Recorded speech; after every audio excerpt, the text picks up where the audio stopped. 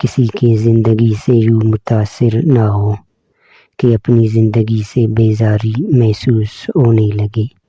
ہو سکتا ہے اس زندگی کا صرف متاثر کن پہلو آپ کے سامنے آیا ہو۔ خود پہ بھروسہ رکھیں اور آگے بڑھیں۔ خوشی کا راز وہ نہیں جو تم دیکھتے ہو۔ خوشی زیادہ حاصل کرنے میں نہیں بلکہ کم میں لطف اندوز ہونے میں ہے۔